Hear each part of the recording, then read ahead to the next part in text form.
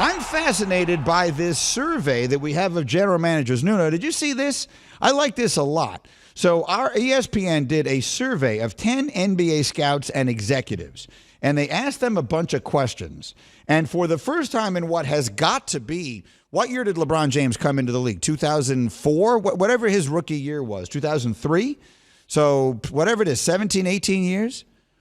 For the first time in probably at least 15 years, when asked the question, who is the best player in basketball, no one responded LeBron James. The vote was split. There were 10 people polled, and it was split right down the middle. 5 votes for Kevin Durant, 5 votes for Giannis Antetokounmpo. LeBron says he loves it. He tweeted sarcastically, "Thank you, as if I didn't need more to fuel me, #washed." So LeBron James has got the chip on his shoulder. The quick question, however, Nuno, is, were these guys right? If I ask you the question, who's the best player in basketball, what's the right answer?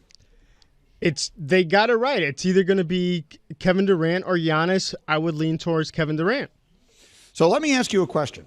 If I told you that your goal this year, take out the teams that they're on and everything else, if I told you that your goal was to win a championship this year, not to put up stats, not to score more points, but to win the title, and that they would both be healthy, and that you could have either Kevin Durant or LeBron James on your team to try to do it, which one would you take? That is a tough question. No, it's not. You just said the best player is Kevin Durant. I will take Kevin Durant. You would take Kevin Durant over LeBron James? Yes. Absent everything else. They each have their own big 3. LeBron has like a big 5, but whatever. But absent everything else, if you're just starting a team, now granted, LeBron is older. We've seen injuries start to become a factor for him, and last year's postseason just was kind of ugly. But he is closer in time to his last championship than Durant is. People, I think, sometimes forget what happened in the bubble because it was all so weird and happened at an odd time. But it has been less than a calendar year since LeBron James won an NBA championship. So I'll ask you the question again. If you could just have one player on your team this year and your only goal was to win a title, you would pick Kevin Durant? Give me Kevin Durant. Hembo, how about you? I would take LeBron James. You? Care to expand on that thought? Well, I mean, to me, LeBron is still the best player in the NBA. Like you said, he's less than a year removed away from being the best player on a championship team. What Kevin Durant did last year was extraordinary, but he's not the all-around player LeBron is, and he's not really showing obvious decline. It's just injury. So you qualified it by saying, if he's healthy, who do you take? I'm taking LeBron James over Kevin Durant. Who else is in there today? Because I know we don't have Bubba today. We have Devin today? No, Bubba and Devin decided to leave me alone with Connor and Renee here. All right, so Connor and Renee, give me quick answers to the question. Give me the name. Who's the one player, if I ask you right now, who's the best player in the NBA? What's the name? I'm taking Kevin Durant. Kevin Durant. Renee? I'm also taking Kevin Durant. Let's see, that's 3 votes for Kevin Durant and 2 votes for LeBron James. I'm definitively taking LeBron James, assuming that your only goal in this is to win the championship. He won't be the best player all year long. LeBron James has typically not load managed. He's had injury problems, but he is typically not load managed. I believe he will this year. I believe that they are at a point now in the sport where LeBron James at his age, they're going to just be sort of nursing this group to the finish line because they're just old. The Lakers are just impossibly old. Anthony Davis is a very old 28, and he's the youngest guy of the guys they're really counting on. But if you ask me, if you told me all other things being equal, and your goal is to win a 7-game series, and I could either have LeBron James or Kevin Durant on my team, and I think Durant is unbelievable, I would still take LeBron until proven wrong. Now, we probably will get the chance to see that. The Lakers, I think, are the favorites in the West, and the Nets are the favorites in the East. I would take the Nets sight unseen right now over the Lakers, but that is not because I would take Kevin Durant over LeBron James. I just think he has more around him, and I have more faith in those who are around him. Greeny presented by Progressive Insurance. Progressive makes bundling easy and affordable. Get a multi-policy discount by combining your car, home, motorcycle, commercial auto, and more. All your protection in one place. Bundle and save at Progressive.com. Meanwhile, The Scoop. Sometimes you have to look past the really glossy questions and get to the most interesting one. When these 10 general managers were asked about the moves that were made this offseason. One of them said the Lakers' acquisition of Russell Westbrook was the best move of the NFL offseason. Two of them said it was the worst. Nuno, was the Lakers' acquisition of Russell Westbrook this offseason the best offseason move that was made by any team, or the worst? It could be both, right? Because No. yes, No. yes, it Stop could. it. Hold No, it on. can't. Yes, it can, because it has the opportunity to work, great and lead them to a championship, or it has a championship just to blow up in their face. So technically, it can be both. No. Hembo, help me out here. No, Is there some it stats could be. there? What you're saying is it could be either. It could be either. Either, both, neither, or. Well, those are words with vastly different meanings. You know some prepositions. Let's just be clear. Both and either are not the same thing. And the question is, do you believe, Nuno? Let me rephrase the question. Do you believe it will prove to be the best move of the offseason or the worst? It will be the best. I agree. I don't know that it'll actually be the best, but given those two options, we'll choose that. There were other offseason moves that were made that might be, but I think it is likelier to be the best than the worst, which is to say, I think Russell Westbrook provides for LeBron James what he needs right now. He needs someone who, when LeBron James is going to rest, is going to say, okay, I'm good here. I don't need help. I don't need anything. Give me the ball and I'll do absolutely everything. Now, when we get to the finals, if Russell Westbrook winds up being perceived as the reason the Lakers lose, then okay.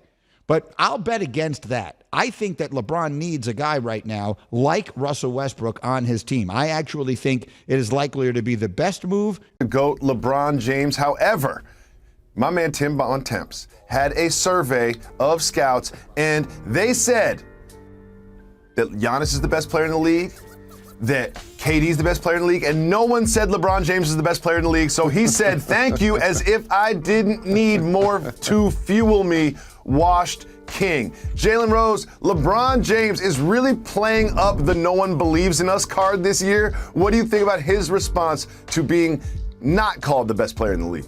LeBron James is the superstar who not only has become a Hall of Fame all-time great player, but he did it in the social media era. And the one thing he understands how to do is own and craft his own motivation and his own narrative. And that's what he's doing right here. Just because 10 people say that he's not the best player in the league, that doesn't mean that he's washed. That just means that we're playing king of the court. And you know how this works. Giannis is the valedictorian this offseason, everybody. KD is the salutatorian. As we saw one of those guys be dominant and win finals MVP, we saw the second guy average 20 in the Olympics and bring home the gold medal. That's just how the game works when you at the court, Jacoby. I don't have to tell you. No. And yes, KD is on our minds because of Team USA and because of what he did with the Nets when everyone was injured. Giannis is on our minds because he won the championship. However, let me just remind everybody, LeBron James went to 35 straight finals. LeBron James won the championship in the bubble. LeBron James was the favorite to win MVP before Solomon Hill rolled over his ankle. LeBron James, in my mind, is not the most athletic, not the youngest, not the bounciest player, but he changes the outcome of the game. He affects the game more than anybody else, and in my mind is the best player in the NBA. But he will never tweet about that because he only likes it when people don't believe in him. And you look at the Lakers team, he tweeted many times about how the Lakers are old and how the fit's not gonna work with Russ. Look at this team, Jalen. They've got so many people headed to Springfield on this team. They could field a starting 5 of Hall of Famers on this team alone. Russ, AD, Dwight Howard, Carmelo Anthony, LeBron James. They could put a Hall of Fame starting 5 out there if they wanted to. I believe in the Lakers. Vegas believes in the Lakers. Don't you believe they're favorites to at least come out of the West? Yes, yes, and yes. But also in LeBron's 3 years there, the first year he dealt with some injuries. They didn't make the playoffs. The second year, as you mentioned, they won a championship in the bubble. And then the third year, they got bounced in the first round. So while we're talking about age, and by the way, there are other great players, i.e. Kevin Durant, who are actually older than Russell Westbrook, I think the more important topic would be health. Because LeBron has missed some games, whether load management based on his age and or based on his injury history these last couple of years, not really throughout his career. And Anthony Davis has dealt with that his entire career. So that's going to be the key. Can they stay healthy? If they're healthy, they win the West. If the Lakers are healthy, they win the West. And James Harden in the Eastern Conference with the Nets said if his team is healthy, he said, quote, at full strength, nobody can beat us. I'm just going to leave it at that. Jalen Rose, what do you think about his emphatic statement about his Brooklyn Nets team? So you know who's not talking about next year? Giannis. Nope. He in Greece with the championship trophy, the finals MVP trophy. You know why? Because his team actually got it done this year. James Harden came up short. So did LeBron James. But here's the thing I want to say about James Harden. A fantastic player who's going to have a terrific year with the Nets. One of the most unique players that the league has seen. He has to perform better in closeout games. I'm looking deeper into the box score, sir. And in his last 6 closeout games, he's lost 5. Look at the field goal percentage. Look at the turnovers per game. Turnovers. The points per game are down. So now, why is that important to me?